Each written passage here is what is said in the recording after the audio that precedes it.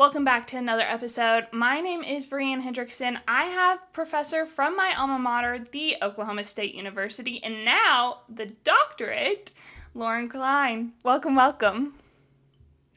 there. Thank you so much for being on today. I'm so glad to have you. You definitely held a big spot in my college career, so I appreciate you being on today. No, thank you so much for having me. I'm excited to be here. So let's kick it off.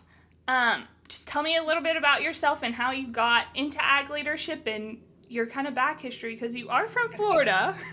So, I am, yeah. I everybody kind of get ready. I feel like it's a long, winding story.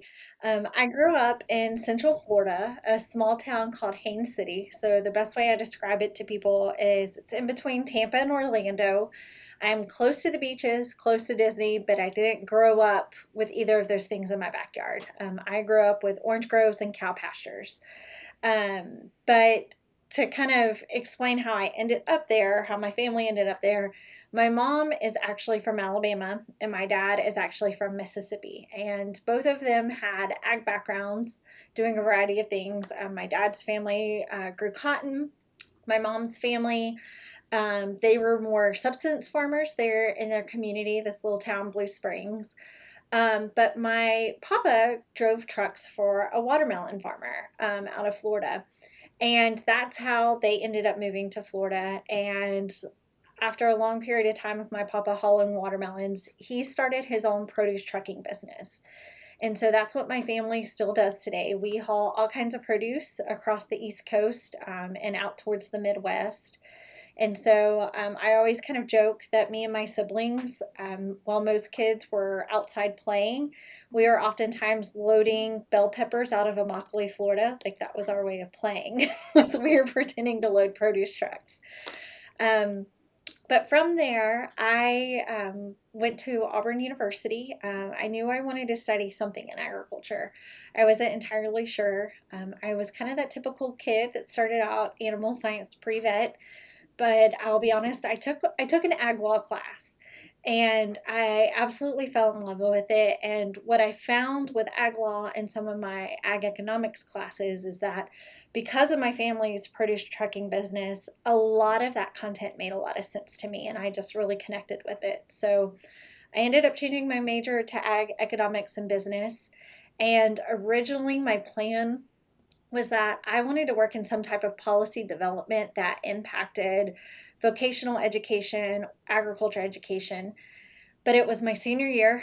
My advisor in Ag Econ said, Lauren, you really seem to talk a lot about teaching and you seem to be passionate about education. Why are you not becoming an ag teacher? And I was like, I don't know. Like, I didn't have a good reason. And he's like, I really think you need to look into it. And he was the one that really, his name was Dr. Hardy. He inspired me to start looking at graduate programs. I didn't know anything about going to grad school, but I was like, okay, yeah, I think you're right. I think I really do want to be an ag teacher. And I ended up landing at Texas A&M in College Station and got my master's in agriculture education. From there, I was planning to move back to Florida and I wanted to be a middle school ag teacher. And as I was looking for jobs there, an opportunity came to work at a small private college in Central Florida, about 40 minutes from where I grew up, called Warner University. And I was hired as the director of ag studies there to start their ag studies degree. They didn't have one before, and so I got the really cool opportunity to help create this 4-year diversified ag program that is just doing phenomenal now. It's really cool to look back on that and see how well that program's doing. From there, had an opportunity to return back to Auburn. So again, this is kind of where y'all are getting to travel along with me. I'm circling back to Alabama, but worked for the College of Agriculture there for several years as an undergrad programs coordinator and academic advisor. So led academic advising for the college, did curriculum development, all kinds of fun stuff, and also taught ag leadership there. So I guess I'd back up and say a little bit during my time at Texas A&M, I helped as a teaching assistant with ag leadership courses, and that's really where I was kind of first introduced to ag leadership as a full major. I had minored in it at Auburn, but I didn't know it could be a full major until I got to A&M. Go back to teach at Auburn, and now I'm teaching the minor classes there. And after a couple of years, I just realized that teaching truly is what I'm passionate about. I loved teaching ag leadership, and so decided, okay, if I'm going to do this, I'm going to go all in. Had the opportunity to come get my PhD in ag education at Oklahoma State University, and now am on faculty as an ag leadership faculty member. So definitely diverse in everything. But why? I mean, you started out ag education and all of that. Why agricultural leadership? What grabbed you and was like, this is what I'm going to zone in on? Yeah, that's a great question. I always describe ag leadership to others as this, that we are the people of agriculture. A lot of times when we talk about what we do in agriculture, we focus a lot on the production side, and that's extremely important. It very much is. Crop yields are important, efficiency is important, but then at the end of the day, we're feeding people, right? And it's people doing the jobs that we have in agriculture. And so I have found myself over the years always being very drawn to the people in the industry and understanding how do we get people to work better together. Because, I mean, one of the benefits of that is that it does make our organizations, it does make our businesses more productive and more efficient when we have good people working together. And so that has been the big draw to me is how can I understand the people in our industry better? How can we increase their capacity as leaders so that it makes our whole industry stronger overall? So kind of walk me through. Let's let's act like I'm a beginning student. What all can I expect taking these courses with agricultural leadership? Good question. So, we are a Bachelor's of Science degree. And what that should mean for students is that you are still taking a lot of courses that are science based. And so, in most of our majors, we have a set of courses that we would kind of, in some ways, consider a diversified ag section. Some universities might call it a college core. That's what we call it here. Others, it might be ag electives. But you're still going to take classes in animal science, plant science, soil science, entomology, you name it. So you're still getting a good amount of knowledge in the technical sides of agriculture. But then in the major itself, you're going to be taking classes again that are kind of focused on the people of agriculture. So in our degree specifically, we have courses that are focused on leading in diverse workforces. And so looking at like what are all the things that can make people different and how do we come to understand those differences to make our organizations better. We have courses that are focused on facilitation. And so, specifically, how to teach in what we call informal or non formal settings. So, a lot of our graduates will go on to be in management positions or they might work in nonprofits and do workshops, learning how to put those on really well without having to take like a formal teaching methods type course. Our major also includes leadership theory, so our students do have a good understanding of not just what we mean by leadership, but what has been the research done to get us where we're at. And so they actually learn in that class that a lot of times when we're just talking about leadership traits, that's not really what we mean by leadership. We're looking at how people work together and how they influence each other, what motivation works and doesn't work, a variety of things. So that is a very foundational course in our major. We also focus on what we call change theory. So, how do we understand human behavior and influence change? This is something that is really important to those of us that work in agriculture. When there are new products coming out, new ways of doing things, sometimes we can think, all right, we have all this data that proves this is the better way of doing something. And then we get really confused why people don't adopt that new piece of machinery or why do they not want to use this new seed that we've come out with. Well, it's because we're dealing with human behavior. And so our change theory class helps us understand what the change process looks like and how we can be more impactful leaders in that process by helping people work through that change, by identifying who are the opinion leaders that probably are going to have more influence than those of us who actually came up with the new product. How do we help people see these new products, try them out, um, observe them working? How do we understand when people reject our new ideas or products? And so it's really all about that human behavior piece. And so those are just some of the examples of the things we talk about in our major. What is your favorite class to teach? Oh, that's a really hard question because I struggle with this because every time I teach a class, I'm always like, this is my favorite one to teach. And then I teach a new class and it's my favorite one to teach.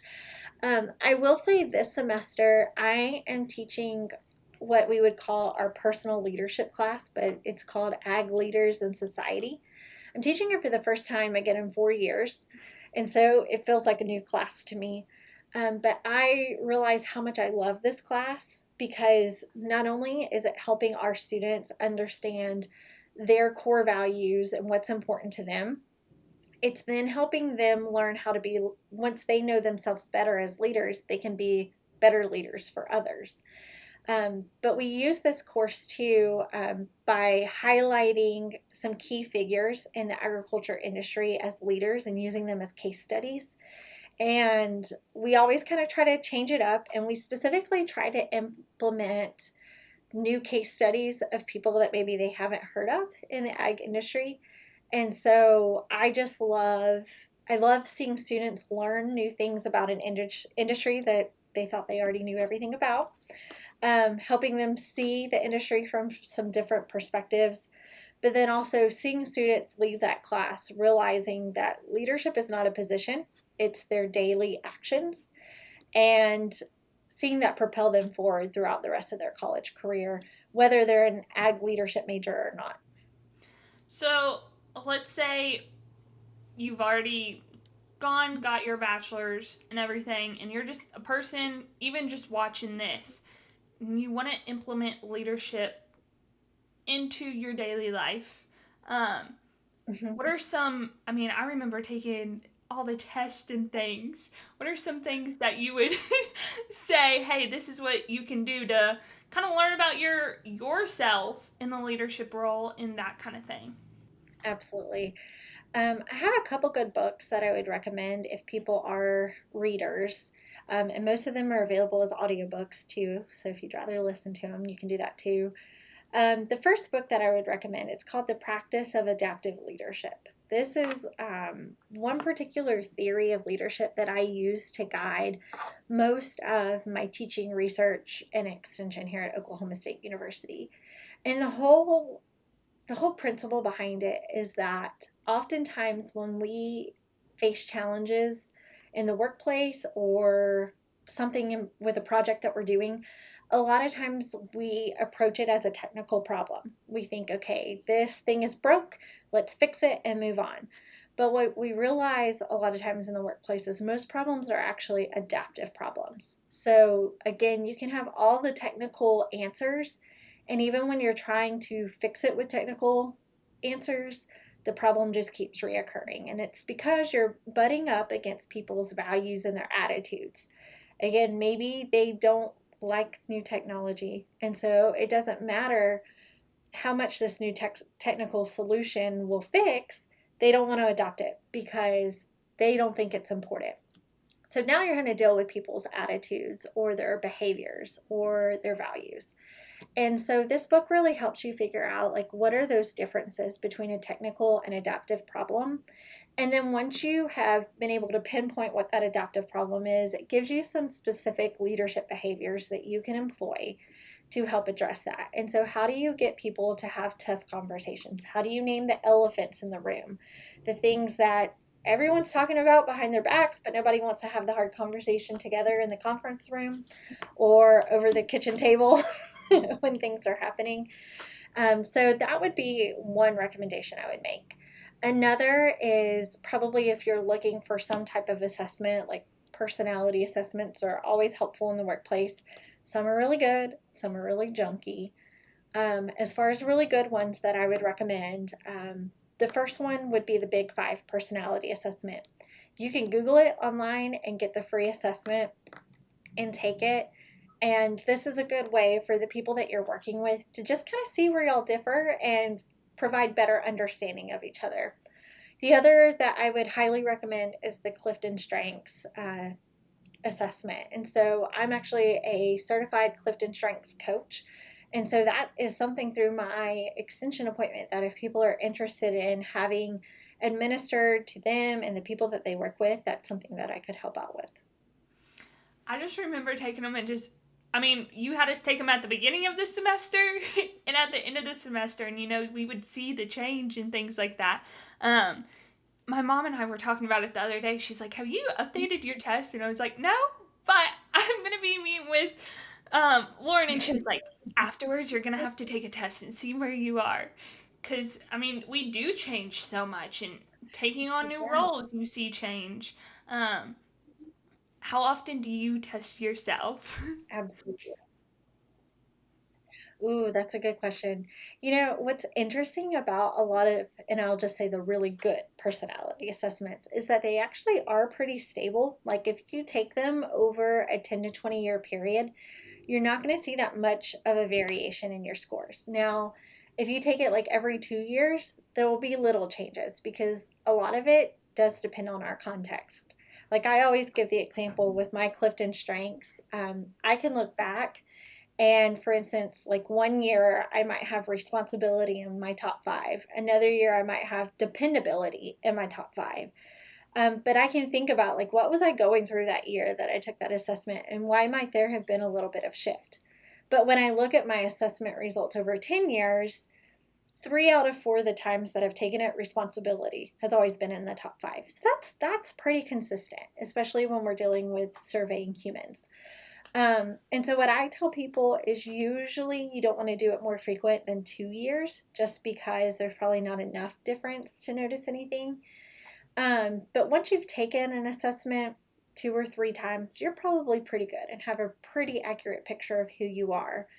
And again, the benefit of these is for self awareness to understand yourself better, the things that you are really good at, so that you can find confidence in those things, but then also, so then you can realize what are the things that the people I work with, what are they good at?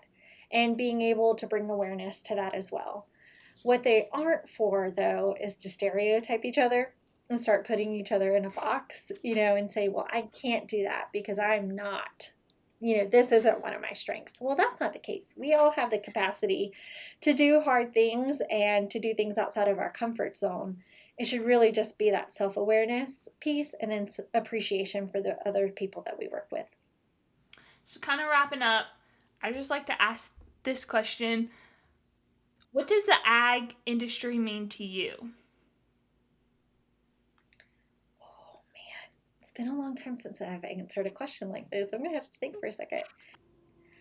I think without getting overly spiritual about it, um, the ag industry to me is the opportunity um, to make the world whole, in the sense that it is through our industry that we have the ability to provide people with the basic needs of what they have. And the reason why I say we have the opportunity is that I don't think we're getting it just right.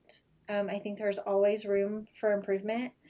Um, but I think we're uniquely placed in the world through our professions to meet the needs of people where they need it the most, to show people what it means to operate with ethics and with justice in mind. And so, um, to me, that's why I continue to work in this industry, is because I think we make a difference in the daily lives of people, and our decisions and the impact we have matter. All right, that'll do it for this episode. Thanks so much for coming on.